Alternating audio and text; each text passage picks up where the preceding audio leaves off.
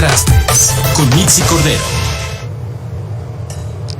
Vaya panorama, pero vamos ahora a los contrastes que le presento a mi invitada o mi invitado de esta tarde, dependiendo sea el caso, sobre las entrevistas que hemos venido realizando a lo largo del día aquí en Mega Noticias, a lo largo de las semanas, y las cifras, digamos, de estos datos duros, también conocer la opinión de nuestro experto de esta tarde en particular sobre este tema que hemos puesto sobre la mesa a Paula Alejandro Sánchez, pues sustancial en el contexto en el que estamos viviendo como país, como nación. Él es experto en energías renovables. Gracias, Paul, por estar con nosotros.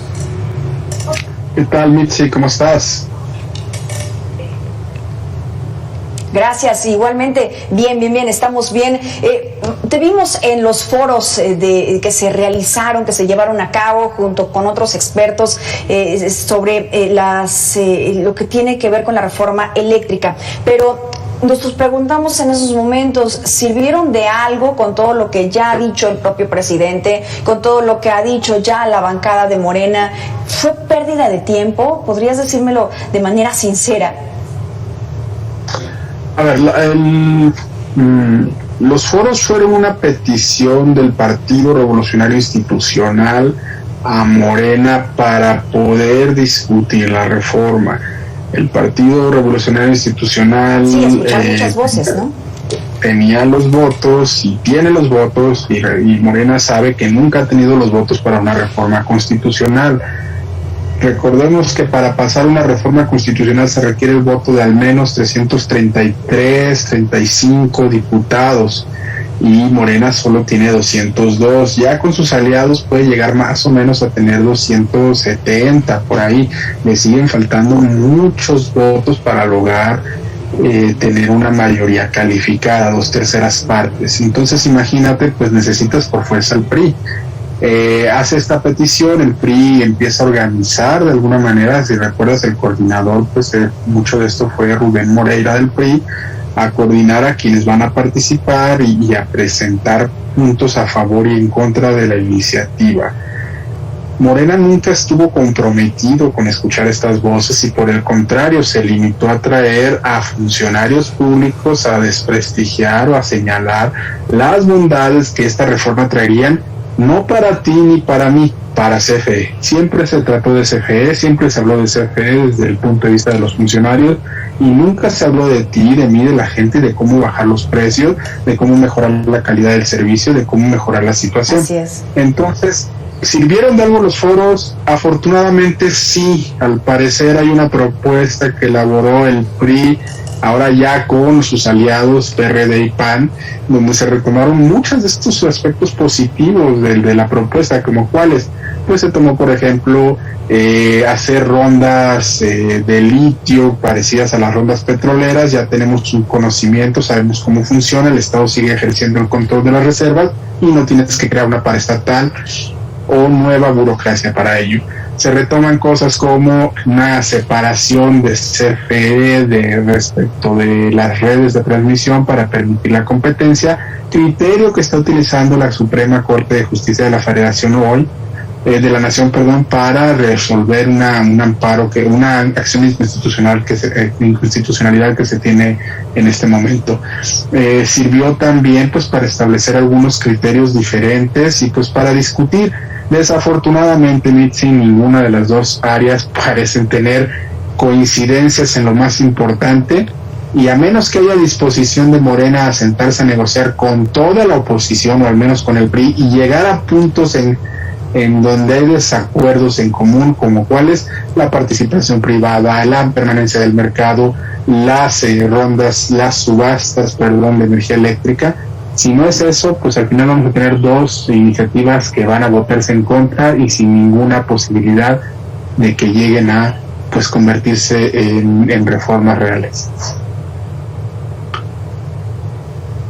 Sí, esto que nos acabas de decir, sobre todo de alguien que estuvo allí y que fue parte de estas voces, las cuales hablaron a profundidad, las cuales presentaron argumentos más allá de una posición política, pues es justamente lo que se debió de haber escuchado por parte de todos. Pero bueno, tú ya nos has dicho, ya había una cerrazón desde el principio y que pues esto, digamos, ya no había más que hacer. Pues otra de las cosas que se ha dicho por parte de expertos como tú es que podría ser un freno a las inversiones, así como fue presentada por parte del Ejecutivo, por los incumplimientos comerciales que se tienen con Estados Unidos o que se podrían tener con Estados Unidos y Canadá. Esto también lo dijo Kenneth Smith, pues ya sabemos, ex jefe de la negociación técnica para el TEMEC, y asegura que devolver el control del sector energético al Estado es un error. Si me lo permites, vamos a escucharlo y tú me dices si coincides. Que mucho de lo que menciona el señor presidente en términos de posibles problemas con corrupción en algunos contratos, eso se tiene primero que demostrar, y si se demuestra, existen mecanismos ya a nivel de nuestro propio régimen jurídico donde se pueden atacar esos problemas y resolver sin necesidad de hacer cambios constitucionales. El regresarle al Estado el control absoluto del sector eléctrico o el sector de gas y petróleo, como también pretende hacerlo esta administración, es un paso en la dirección equivocada. De las primeras cosas que dice Kenneth Smith, a ver, si había corrupción hay que demostrarlo y hay que fincar responsabilidades, no se puede quedar tampoco así, pero si no lo hay, si no hay forma de demostrarlo, vamos, ¿qué más se puede hacer? ¿Qué opinas, Pablo? Eso es parte de la misma narrativa que hemos estado escuchando. Se habla de contratos leoninos y no hay ninguna denuncia de un contrato leonino. Se habla de autoabastos con permisos inconstitucionales y no hay ninguna acción en contra de los tenedores de estos permisos. El problema que estamos viendo es crear un diagnóstico ficticio para proponer la reforma, y se crea un diagnóstico ficticio sin generar pruebas alrededor de ello para justificar todo lo que se quiere hacer en pro, insisto, de la CFE, nunca del usuario y nunca de las pequeñas empresas. Por ejemplo, se habla, ahorita ponías en una de las cápsulas alguien que decía, vamos a cobrar una tarifa única de 80 centavos, bueno, vas a quebrar al país. Tenemos que ser conscientes de cuánto cuesta la electricidad de verdad, y no es una tarifa única para matar a la vaca. Debemos darle de comer a la vaca y generar las condiciones necesarias. En ningún punto de la propuesta del presidente se resuelven los 5 puntos fundamentales de CFE o de la industria eléctrica. El primer punto es que tenemos una cantidad inmensa de personal que engruesa las actividades del sector eléctrico y particularmente del CFE. Si no empezamos limpiando el personal que ya no es útil para quedarnos con el personal capacitado que sí es útil, pues vamos a seguir teniendo puestos duplicados. Mira, simplemente la renegociación que se hizo en 2020 del contrato colectivo, ¿cuánto crees que nos costó? 120 mil millones de pesos. Eso generó una pérdida de 85 mil millones de pesos para CFE, que vamos a pagar tú y yo y los que nos escuchan siempre que le pongamos un litro de gasolina en el jet, siempre que compramos un refresco en la esquina con el IVA, siempre que te llega el descuento en el cheque con el ISR. Todo esto estamos transfiriéndole dinero a la CFE por estas ineficiencias. Entonces, perdón, pero siempre se han defendido con capa de que no son una empresa, sino que son un servicio público. Pues sí, pero el servicio público nos está costando un dineral, aunque no está en el recibo, a través de impuestos, a través de nuestros pagos. Tampoco resuelve el tema de energía más barata, por el contrario, quieren traer energía más cara, ineficiente y contaminante. Tampoco resuelve el problema de redes que ya tienen problemas de infraestructura complicadísimos para lugares claves como las penínsulas de Yucatán y de Baja California Sur y California Norte. Tampoco resuelve el problema de atender los costos reales de la energía para los usuarios, y tampoco atiende el problema de generar procesos competitivos para bajar los costos de la generación. Entonces, si no tiene nada de esto, ¿cómo vas a bajar los costos por decreto? Pues perdón, te va a pasar lo mismo que las gasolinas, bajas el costo por decreto, pero te estás comiendo toda la renta petrolera, y no solo eso, te estás dejando de ingresar impuestos que son regresivos, es decir, estás dándole más dinero a los que más tienen, ya sea más carros o quien más los use, o el que tiene su 4x4, 8 cilindros y gasta muchísimo. ¿Por qué? Pues porque así funciona este estímulo.